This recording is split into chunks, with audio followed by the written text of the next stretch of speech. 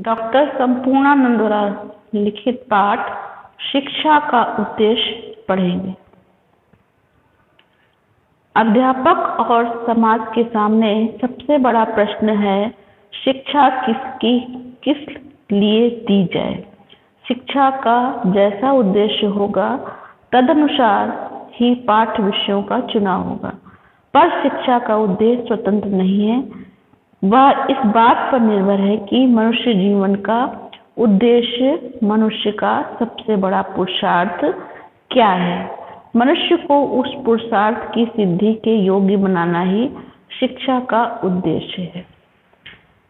यहाँ पर लेखक बता रहे हैं कि हमारे सामने, हमारे समाज के सामने, एक अध्यापक और समाज के सामने सबसे बड़ा प्रश्न है कि शिक्षा किस लिए दी जाए और शिक्षा का क्या उद्देश्य होना चाहिए। शिक्षा का उद्देश्य स्वतंत्र नहीं है, ठीक है। इस बात पर निर्भर है कि मनुष्य का जीवन का उद्देश्य सबसे बड़ा पुरुषार्थ है क्या है। पुरुषार्थ की सिद्धि के योग्य बनाना ही शिक्षा का उद्देश्य माना जाता है। पुरुषार्थ दार्शनिक विषय है, पर दर्शन का जीवन से घनिष्ठ संबंध है। वह थोड़े से विद्यार्थियों का पाठ्य विषय मात्र नहीं है। प्रत्येक समाज को एक दार्शनिक मत स्वीकार करना होगा। उसी के आधार पर उसकी राजनीतिक, सामाजिक और कौटुंबिक व्यवस्था का व्यूह खड़ा होगा। जो समाज अपने व्यक्तिगत और सामूहिक जीवन को केवल प्रतीयमान उपयोगिता के आधार पर चलाना चाहेगा, उसको बड़ी कठिनाइयों का सामना करना पड़ेगा। एक विभाग के आदर्श दूसरे विभाग के आदर्श से टकराएंगे। जो बात एक क्षेत्र में ठीक जचेगी, वही दूसरे क्षेत्र में अनुचित कहलाएगी और मनुष्य के लिए अपना कर्तव्य स्थिर करना कठिन हो जाएगा। इसका तमाशा आज दिख पड़ रहा है। चोरी करना बुरा है, पर पराये देश का शोषण करना बुरा नहीं। झूठ बोलना बुरा है, पर राजनीतिक क्षेत्र में सच बोलने पर अड़े रहना मूर्खता है। घर वालों के साथ, देशवासियों के साथ और परदेशियों के साथ बर्ताव करने के लिए अलग अलग आचारावलियां बन गई हैं। इससे विवेकशील मनुष्य को कष्ट होता है।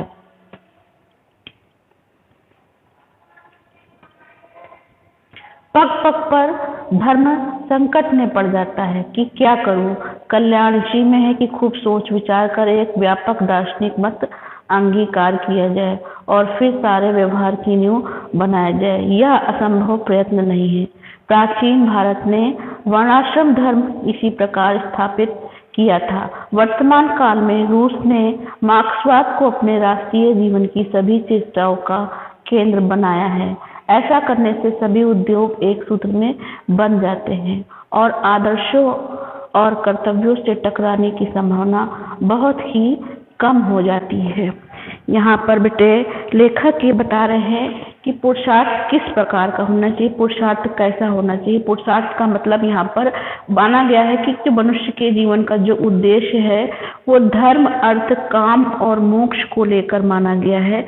हमारे मानव जीवन के 4 पुरुषार्थ माने गए हैं, धर्म, अर्थ, काम और मोक्ष, ठीक है।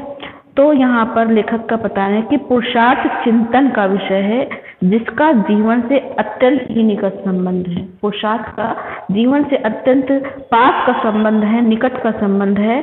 पुरुषार्थ दर्शन का कोई पाठ्य विषय नहीं है। दर्शन शास्त्र है, दर्शन का कोई विषय नहीं है। पुरुषार्थ किसका विषय है? पुरुषार्थ हमारे जीवन है। तो यहाँ पर बता रहे हैं कि जो कुछ छात्रों को पढ़ा दिया जाए और कुछ को छोड़ दिया जाए। अगर हम कुछ छात्रों को पढ़ा दें, कुछ को छोड़ दें, तो ये पूरे समाज को पढ़ाना है। हम कुछ छात्रों को नहीं पढ़ाना है कि हमने कुछ छात्रों को पढ़ा दिया, हमको पूरे समाज को लेकर चलना है, पूरे समाज को पढ़ाना है। प्रत्येक मनुष्य में कोई ना कोई दार्शनिक विचार जो है ग्रहण करता ही है। जो हमारा मानव समाज है, उस मानव समाज में कोई ना कोई दार्शनिक विचार ग्रहण करते रहते हैं और उसी के अनुसार हम राजनीतिक, सामाजिक, पारिवारिक जो है व्यवस्था हमारी चलती रहती है। जो एक सिद्धांत की अपेक्षा करके और सामूहिक जीवन को केवल अनुभूत उपयोगिता के आधार पर चलाना चाहेगा। उसके मार्ग में अनेक कठिनाइयां आएंगी। जो व्यक्ति जो है राजनीतिक सामाजिक जो है मतलब अपने जीवन में व्यक्तिगत और सामूहिक जीवन को केवल अनुभूत योग्यता चलाना चाहेगा तो उसको इस जीवन से काफी कठिनाइयां होंगी, कठिनाइयां सामने देखने को मिलेंगी। समाज के विभिन्न विभागों में अनुभूत आदर्श परस्पर एक दूसरे से टकराते हैं। जो सिद्धांत यहाँ के लिए उपयुक्त होंगे वही सिद्धांत दूसरे के लिए वो बता रहे हैं। लेखक का कहना है कि परिणाम यही होगा कि समाज में परस्पर जो है संघर्ष बढ़ता ही जाएगा और मनुष्य को क्या करना चाहिए उसका यह निश्चित करना कठिन हो जाएगा। आगे देखते हैं।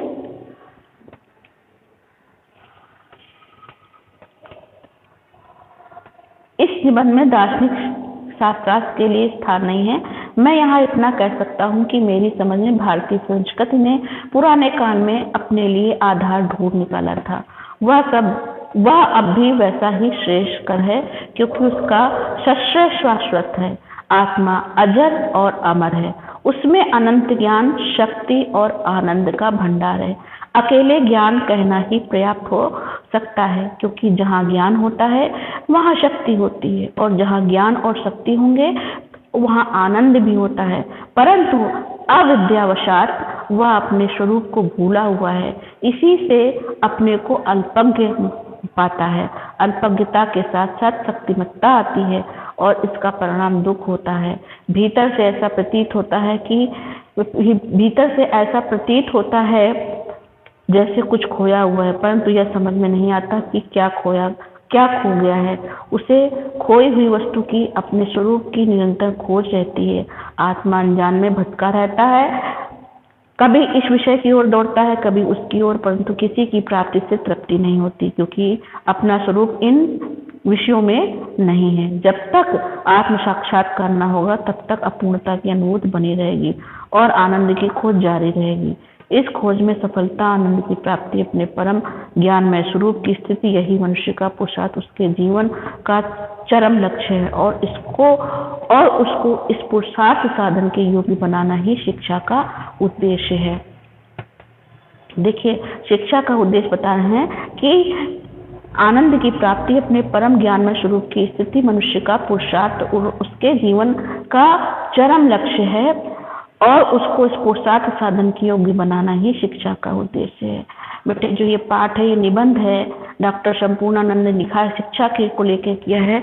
तो यहाँ पर जो है लेखक ये बताने की कोशिश कर रहे हैं कि जो व्यक्ति है वो अज्ञान में लगा रहता है, उसे अज्ञान में लगा हुआ है, ज्ञानता के उसमें डूबा हुआ है, उसे समझ में नहीं आता कि किसका वो क्या खो गया है। वह बाहरी वस्तुओं से खोई वस्तु से जो बाहरी वस्तु में है उस बाहरी वस्तुओं में अपनी खोई हुई वस्तु को प्राप्त जो है नहीं करना रहता है। वह ये समझ नहीं पाता कि आत्मज्ञान के अभाव में वह मरीचिका में फंसे हुए एक मृग के समान भटक रहा है। इस आत्मज्ञान की जो प्राप्ति है वो मनुष्य का पुरुषार्थ है और पुरुषार्थ के योग्य बनाना ये शिक्षा का उद्देश्य हो जाता है। शिक्षा का उद्देश्य ये है कि हमें अपने जो पुरुषार्थ है धर्म अर्थ काम और मोक्ष उस पुरुषार्थ के आधार पर चलना है। जब हम धर्म अर्थ काम और मोक्ष को लेकर चलेंगे तभी हम अपने संपूर्ण शिक्षा के उद्देश्य की प्राप्ति कर सकते हैं। फिर यहाँ पर बता रहे हैं लेखक का कहना है कि जो आज के भौतिक युग में बाहरी वस्तुओं के ज्ञान को उसको जानकारी मात्र को शिक्षा कहने का खंडन करते हैं यहाँ पर कि जो आज का जो भौतिक युग में है उस भौतिक में बाहरी वस्तुओं के ज्ञान को जानकारी देना वो शिक्षा को पूर्ण नहीं मानते हैं। वो बताते हैं कि भौतिक युग में बाहरी वस्तु जो है वो आपको शिक्षित नहीं कर सकती। शिक्षा को शिक्षा माना है आत्मज्ञान कराती, शिक्षा हमको आत्मज्ञान कराती है। तो आत्मा को बताया है यहाँ पर कि आत्मा अजर और अमर है। आत्मा न तो कभी वृद्ध हो सकती है न कभी मर सकती है, यह अनश्वर और अभेद है। ठीक है, यह आत्मा जो है अनश्वर है और अभेद है, इसको कोई भेद नहीं सकता। मरने के उपरांत इसका अस्तित्व शेष रह जाता है। किसका? आत्मा का। अनश्वर होने के कारण इसमें अनंत ज्ञान की राशि, शक्ति का स्रोत, आनंद की निधि यानी आनंद का खजाना छिपा हुआ है। यदि हम कहें, इस प्रकार कहते हैं कि अनंत ज्ञान की राशि छुपी हुई है तो ये भी गलत नहीं होगा। इसमें आपके जो है आत्मा अजर अमर है तो उस पर बता रहे हैं लेखक कि इसमें अगर कहें हम अनंत ज्ञान की राशि छुपी हुई है तो भी गलत नहीं है। तो कहने का मतलब ये है कि जहाँ ज्ञान होता है वहीं शक्ति रहती है, और जहाँ शक्ति होती है वहीं, और जहाँ ज्ञान होता है वहीं शक्ति होती है, और ज्ञान और शक्ति जहाँ दोनों रहती है वहाँ पर आनंद की प्राप्ति हो जाती है। अज्ञानता के कारण आत्मा के स्वरूप को व्यक्ति पहचान नहीं पाता है, इसलिए जो है कहा जाए कि उसके ज्ञान का विकास नहीं हो पाता है, वो व्यक्ति अल्पज्ञ बना रहता है। ज्ञान की कमी के कारण जो है उसकी शक्ति में भी कमी आ जाती है। ज्ञान और शक्ति के अभाव में आनंद की प्राप्ति नहीं की जा सकती। तो परिणाम यह होता है कि मनुष्य ज्ञान के अभाव में दुखी बना हुआ है। सुख की खोज में वह बराबर इधर उधर भटकता फिरता है। मालूम होता है कि उसका कुछ खो गया है, उसे इस बात का पता नहीं चलता कि उसका क्या खो गया है। अपने खोए हुए स्वरूप की जो है बराबर उसको चिंता बनी रहती है। जैसे कि आत्मा अजर और अमर है कि को जो लेखक बता रहे हैं, हमारे जो है श्रीमद् भगवत गीता में भी कहा गया है आत्मा को लेकर कि नैनम छिदंति शस्त्राणि नैनम दहति पाविका ना नैनम क्लेन दापो ना शोषिते मारोता। तो इसमें हम श्रीमद् भगवत गीता में बताया गया है कि जो है आत्मा अजर अमर है, ना इसको कोई छेद सकता है, ना इसको आग जला सकती है, ना इसको कोई इसका शोषण कर सकता है, ना इसको हवा जो है आत्मा को क्या कर सकती है, उड़ा के ले सकती है, ना ये पानी में जल सकती है। आत्मा अजर अमर है, इसको कोई भी किसी भी प्रकार से इसको क्षति नहीं पहुंचा सकता है, क्योंकि ये अनश्वर है। आत्मा आपकी अनश्वर है। इसी चीज को आगे मैं बता रही हूँ कि वह राजनीतिक और सामाजिक व्यवस्था सबसे अच्छी है जिसमें पुरुषार्थ सिद्धि में सहायता मिल सके, कम से कम बाधाएं हो, न्यूनतम हो। ठीक है बेटे, आत्मा के बारे में बता रहे लेखक कि राजनीतिक और आर्थिक सामाजिक व्यवस्था सबसे अच्छी है। क्यों अच्छी है? जिसमें पुरुषार्थ सिद्धि की सहायता मिलती है। आत्म साक्षात्कार का मुख्य साधन योगाभ्यास है। योगाभ्यास सिखाने का प्रबंध राज्य नहीं कर सकता, न पाठशाला, अध्यापक ही इसका दायित्व ले सकता है। जो इस विद्या का खोजी होगा वह अपने लिए गुरु ढूंढ लेगा, परंतु इतना किया जा सकता है, और यही समाज और अध्यापक का कर्तव्य है कि व्यक्ति के अधिकारी बनने में सहायता दी जाए, अनुकूल वातावरण उत्पन्न किया जाए। यहाँ पर बताया जा रहा है कि जो आत्म साक्षात्कार है, अगर हमको आत्म साक्षात्कार करना है, अपनी आत्मा के विषय में जानना है, तो उसके लिए हमें योगाभ्यास है। योगाभ्यास सिखाने का प्रबंध राज्य के पास नहीं है, ना पाठशाला के पास है।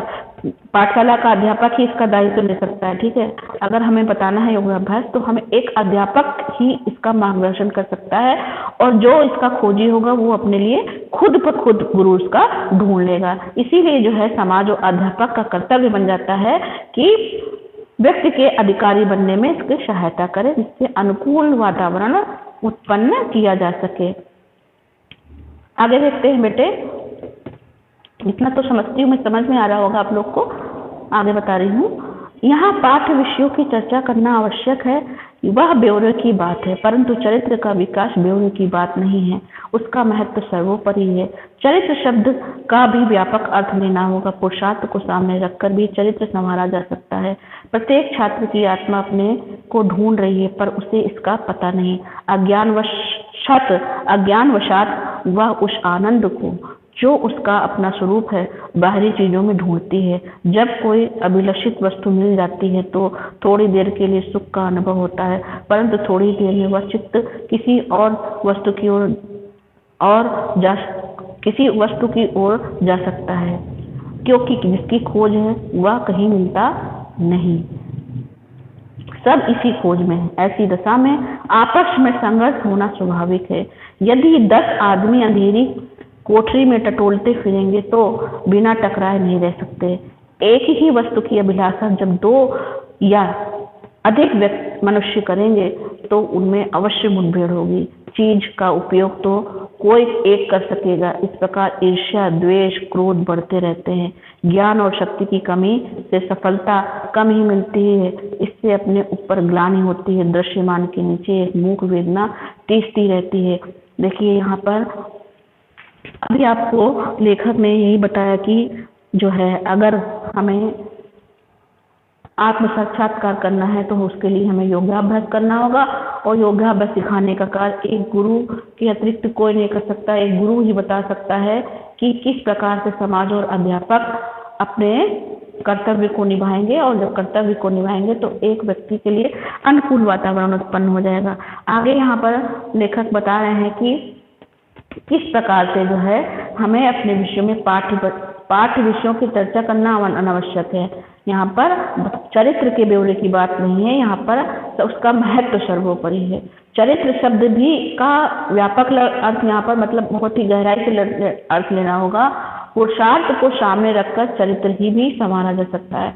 अगर हमारा पुरुषार्थ हमारे पास है, सही ढंग से हम पुरुषार्थ को अपनाए हुए हैं, तभी हम उस जो है चीज को पा सकते हैं। किस चीज को? चरित्र को अपना सकते हैं। जो है अपने प्रत्येक छात्र को के अंदर जो है आत्मा को ढूंढ रही है, ऐसा उसका पता भी नहीं है। अज्ञानता बस जो है आनंद को उसका अपना स्वरूप है, बाहरी चीजों में ढूंढता फिरता है। तो यहाँ पर जो है लेखक का कहना है कि अगर कोई चीज जो है हम ऐसी दशा में अगर कोई चीज ढूंढेंगे, तेरी कोटली में ढूंढेंगे, तो हमें क्या होगा? तो हम वहाँ पर मतलब ये कि जब हम कोई चीज पर किसी भी बात पर विचार विमर्श करेंगे तो हमारे विचार आपस में टकराएंगे, और जिससे विचार टकराएंगे तो वहाँ पर ईर्ष्या द्वेष क्रोध भी बढ़ेगा। तो ज्ञान और शक्ति की कमी की सफलता कम मिलती है। अगर हमारे अंदर ज्ञान नहीं है तो ज्ञान नहीं है तो हमारे पास शक्ति नहीं है, शक्ति है ज्ञान और शक्ति है तभी हम किसी चीज को हम प्राप्त कर सकते हैं। आगे देखते हैं बेटे।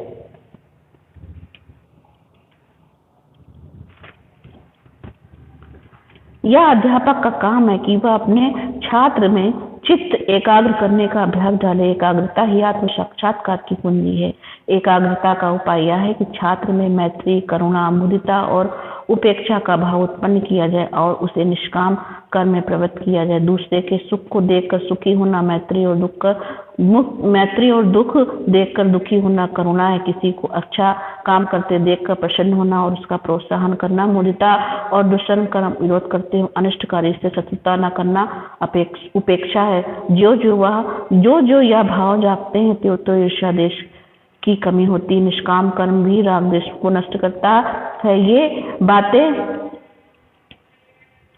हंसी खेल नहीं है, परंतु चित्त को उधर फेरना तो होगा ही। सफलता चाहे बहुत हो, धीरे ही प्राप्त हो, इस प्रकार का प्रयास भी मनुष्य को ऊपर उठाता है। निष्कामता की कुंजी यह है कि अपना ख्याल कम और दूसरों का अधिक किया जाए। आरंभ से ही परार्थ साधन, लोक संग्रह और जीव सेवा के भाव उत्पन्न किए जाएं। जब कभी मनुष्य से थोड़ी देर के लिए सच्ची सेवा बन पड़ती है तो वह बड़ा आनंद मिलता है। भूखे को अन्न देते समय, जलते या डूबते को बचाते समय, रोगी की शुश्रूषा करते समय कुछ देर के लिए उसके साथ तन्मयता हो जाती है। मैं पर भाव तिरोहित हो जाता है। उस समय अपने स्व की एक झलक मिल जाती है। मैं तू के कृत्रिम भेदों के परे जो अपना सर्वार्थ शुद्ध स्वरूप है उसका साक्षात्कार हो जाता है। जो जितने ही बड़े क्षेत्र के साथ तन्मयता प्राप्त कर सकेगा उसको आनंद और स्वरूप दर्शन की उतनी ही उपलब्धि होगी। हमारी सुविधा और चरित्र निर्माण के लिए यह तो नहीं हो सकता कि लोग आए दिन डूबा और जला करें या भूख प्यास से तड़पा करें, परंतु सेवा के अवसरों की कमी नहीं, कभी सेवा के अवसरों की कमी भी नहीं होती। सेवा करने में यह भाव या ना होना चाहिए कि मैं इसका उपकार कर रहा हूँ, वरन यह कि इसकी बड़ी कृपा है जो मेरे तुच्छ सेवा स्वीकार कर रहा है। यह भी याद करें कि सेवा केवल मनुष्य की नहीं, जीव मात्र की करनी है। पशु पक्षी कीट पतंग के स्वस्थ होते हैं, उनका भी आदर करना है। यहाँ पर लेखक ने बहुत सही समझदारी की बात करने की समझदारी से समझाने की कोशिश करी है उस समाज को जिस समाज में लोग जो है जो है आपस में भटकते रहते हैं, विचारों को लेकर, अपने ईर्ष्या देश की भावना को लेकर भटकते रहते हैं, उनके लिए बात कही है। यहाँ पर लेखक ने यहाँ बता रहा है कि छात्रों को चित्त की एकाग्रता का अभ्यास डालने का, कि कैसे हमें चित्र की में एकाग्रता डालनी है। एकाग्रता ही जो है एकाग्रता से ही आत्म साक्षात्कार संभव हो सकता है। तो यहाँ पर डॉक्टर संपूर्णानंद का कहना यही है कि चित्रवृत्तियों को एकाग्र करने में आत्म साक्षात्कार किया जा सकता है। यदि हम चाहें तो आत्मा अर्थात ईश्वर का दर्शन कर सके, तो हमें अपने चित्रवृत्तियों को संपूर्ण बाह्य जगत से खींचकर एकाग्र करना चाहिए। छात्रों में एकाग्रता लाने के लिए आवश्यक है कि छात्रों में मित्रता के भाव भरे जाएं, उनमें मित्रवत व्यवहार कैसे करना है, छात्रों को एक दूसरे के साथ कैसे खुश रहे, सुखी रहें, छात्रों में कैसे करुणा भाव जागृत की जाए, दूसरों को देखकर दुखी होना, दूसरे के प्रति दया और सहानुभूति जताना कैसे आना चाहिए, छात्रों में मुदिता और उपेक्षा के भाव किए जाएं, छात्र में मुदिता और उपेक्षा के भाव उत्पन्न किए जाएं। छात्र किसी से अच्छा करता हुआ देखकर प्रसन्न हो, उसको प्रोत्साहित करे। यहाँ मुदिता का जो भाव है वो है कि दूसरे का जो लोग अहित करते हैं उनके लिए बुरे कामों का विरोध करते हुए उक्त जो है मतलब जितने भी अनिष्टकारी चीज हैं किसी प्रकार की सहिष्णुता न करते हुए उपेक्षा का भाव बता रहे हैं यहाँ पर लेखक।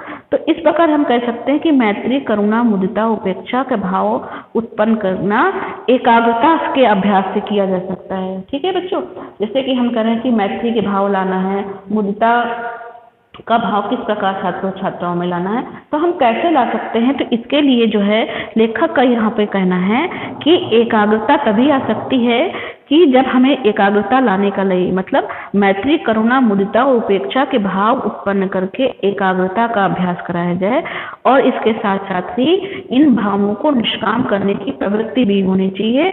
वह कोई भी काम फल की इच्छा न लेकर न करे, बल्कि निश्चय अपनी भावना का उदय करे किसी भी चीज को लेकर, कि हमें ये काम जो है अपने किसी चित्र को लेकर नहीं करना है। तो यहाँ पर जो है जो है क्या कहते हैं आपके डॉक्टर संपूर्णानंद जी का यही कहना है कि चित्रवृत्तियों को सब ओर से हटाकर एक उन्मुख होना चाहिए, करुणा के भाव पैदा करने चाहिए। तो यहाँ पर लेखक कह रहा है कि जब पुरुषार्थ है हमारा शक्ति, ज्ञान, आनंद से परिपूर्ण अपनी आत्मा का साक्षात्कार कराना है। और यहाँ पर ये भी बात कही जा रही है, क्या कही जा रही है कि साधन है वो योग अभ्यास करना है, और योग अभ्यास एक आध्यात्मिक साधन है जिसके माध्यम से व्यक्ति एकाग्र हो जाता है और अपनी आत्मिक शक्तियों को पहचानने से उसका विकास करने में समर्थ हो जाता है। तो योगाभ्यास करने के लिए किसी राज्य या किसी विद्यालय की आवश्यकता नहीं है कि हमें किसी राज्य या विद्यालय की आवश्यकता है। योगाभ्यास करने के लिए छात्र अध्यापक को, पाठशाला का जो अध्यापक है उस समाज में रहकर जब तक प्रयत्नशील नहीं होगा तब तक उसको प्रेरित नहीं किया जा सकता है। कार्य करने के लिए छात्र छात्राओं को प्रेरित नहीं किया जा सकता है। तो इस कार्य करने के लिए जब हमारे अंदर जिज्ञासा होगी, लगन होगी, तभी जो है हम श्रेष्ठ गुरु को ढूंढ लेंगे। अब आगे लेखक क्या कह रहे हैं, आगे लेखक ये बता रहे हैं कि अध्यापक का जो काम है वह अपने छात्र में चित्र एकाग्र करने का अभ्यास डाले। एकाग्रता ही साक्षात्कार की कुंजी है। अब यहाँ पर एकाग्रता के माध्यम से ही हम अपना सब कुछ प्राप्त कर सकते हैं। जब व्यक्ति निष्काम भाव से, अर्थात जो है उसके अंदर किसी प्रकार से ये नहीं है कि स्वार्थ की भावना को लेकर कार्य नहीं कर रहा है, निष्काम भाव से कार्य करेगा, तभी जो है यहाँ पर बता रहे हैं लेखक कि निष्काम भाव अर्थात इच्छा रहित होकर जो है काम करने की प्रवृत्ति उत्पन्न करने का तरीका है। तभी आदमी अपने भले की अपेक्षा दूसरों की भले के बारे में सोचेगा। और छात्रों में ऐसी आदत आरंभ से ही डाल लेनी, शुरुआत से डाल लेनी चाहिए कि, और ये भी बात रखनी चाहिए कि जब भी कभी आदमी को थोड़ी देर के लिए यदि किसी की सेवा करने का मौका मिल जाता है तो उस सेवा को करके एक असीम अलौकिक आनंद की प्राप्ति होती है। जब हम किसी भूखे को अन्न देते हैं, आग में जलते हुए या जल में डूबते हुए किसी को बचाते हैं या किसी बीमार की सेवा करते हैं, तो उस समय के लिए हमारी उनसे तन्मयता या एकाग्रता सी हो जाती है ना। जब हम किसी भूखे को भोजन देंगे या किसी जलते हुए व्यक्ति को बचाएंगे या जल में डूबते हुए किसी व्यक्ति को बचाएंगे या किसी बीमार व्यक्ति की सेवा करेंगे, तो हमें जो है अंदर से जो है क्या होता है, हमारी जो है आत्मा तन्मयता एक आत्मा हो जाती है और हमको अंदर से सुख की आनंद की अनुभूति होती है। ठीक है, तो यहाँ पर लेखक ये कह रहे हैं कि हमें जो है मेरे तेरे जैसे बाहरी और बनावटी भेदभाव से दूर रहना चाहिए। सबका जो है हमें जो है निष्काम भाव से सेवा करनी चाहिए। आत्मा से आत्मा का मिलन होना जब हो जाता है तब हमें आनंद की प्राप्ति होती है और तन्मयता का श्रेय जितना भी अधिक विस्तृत होगा उतनी ही अधिक हमें हमारा आत्मदर्शन होगा और हमारे आनंद की प्राप्ति होगी। आगे देखते हैं यहाँ पर लेखक क्या बता रहे हैं। चित्त की क्षुद्र वासनाओं को विरत करने का एक बहुत बड़ा साधन कला है। काव्य, चित्र, संगीत आदि का कुछ समय रस मिला करता है, उस समय भी शरीर और इंद्रियों के बंधन ढीले पड़ गए होते हैं और चित्त आध्यात्मिक जगत में खिंच जाता है। यही बात प्रकृति के निरीक्षण से भी होती है। प्रकृति का उपयोग निर्कृष्ट कोटि के काम में कामोद्दीपन के लिए किया जाता है, परंतु वह शांत रस का भी उद्दीपन करता है। अध्यापक का कर्तव्य है कि छात्र सौंदर्य के प्रति प्रेम उत्पन्न करे। यह स्मरण रखना चाहिए कि सौंदर्य प्रेम भी निष्काम होता है। जहाँ तक यह भाव रहता है कि मैं इसका अमुक प्रकार से प्रयोग करूं, वहां तक उसके सौंदर्य की अनुभूति नहीं होती। सौंदर्य की प्रत्यक्ष का स्वरूप तो यह है कि दृष्टा अपने को भूलकर तन्मय हो जाए। यहाँ पर लेखक इस चीज को बताने का प्रयास कर रहे हैं कि मानव जीवन में क्षुद्र वासनाएं ही हमारे दुख का कारण होती हैं और जब वास्तविक सुख के लिए अगर इनका त्याग आवश्यक होता है। क्षुद्र वासनाएं क्या होती हैं? क्षणिक जीवन सुख के जीवन को नरक और दुखदायी बना देती हैं। ललित कलाओं के माध्यम से इन क्षुद्र वासनाओं के चंगुल से हमें मुक्ति मिल सकती है कि कैसे हमें मुक्ति दी जाएगी। जिस समय मनुष्य जो है काव्य, चित्र और संगीत आदि में बिल्कुल डूब जाता है, उस समय हमें चित्त की मलिनता और शरीर के इंद्रियों के बंधन शिथिल हो जाते हैं। वह आत्मलीन हो जाता है, वह इंद्रियों के वशीभूत नहीं रह पाता है। हमें जो है आत्मज्ञान हो जाने पर उसकी आध्यात्मिक शक्ति जागृत हो जाती है और परम आनंद की अनुभूति होती है। जब परम आनंद की अनुभूति होती है तो हमारे अंदर आत्मज्ञान हो जाने पर आध्यात्मिक शक्ति जागृत हो जाती है। ठीक उसी प्रकार से जो हमें प्रकृति के जब संपर्क में आते हैं तो हमें अलौकिक परमानंद की उपलब्धि होती है। कुछ निकृष्ट कोटि के कवि जो है काव्य में प्रकृति को उद्दीपित करते हुए मानते हैं, कहते हैं कि मनोविकारों को जागृत करने में प्रकृति को सहायक मानते हैं, किंतु वो जो है कवि लेखक इस बात को भूल जाते हैं कि प्रकृति केवल काम, क्रोध, घृणा, उत्साह आदि भावों को, मनोभावों को उद्दीप्त नहीं करती बल्कि शांत को भी उद्दीप्त करने में सहायता करती है। यहाँ अध्यापक को का कर्तव्य हो जाता है कि छात्रों में प्रकृति के स्वात्विक जो सौंदर्य का प्रेम है उसके प्रति प्रेम बढ़ाए। तो यहाँ पर लेखक ने बताने की कोशिश की है कि जो शिक्षा का उद्देश्य से आध्यात्मिक पक्ष पर विशेष बल दिया है कि चित्त वृत्तियों की जो वासना को हमें संकुचित सीमा से ऊपर उठाने के लिए काव्य, संगीत के प्रति, छात्रों के प्रति हमें क्या करना होगा? प्रेम को बढ़ाना होगा। तभी जो है हम जो है क्या कर पाएंगे? एक आनंद की प्राप्ति, आनंद की खोज कर पाएंगे, तभी हमें आनंद की उपलब्धि होगी। बेटे देखिए, मैंने अभी आपको इतना इस वीडियो में पार्ट 1 में इतना समझाया है। अगला जो है पाठ का अगला अंश जो है मैं आपको अगले वीडियो में समझाऊंगी।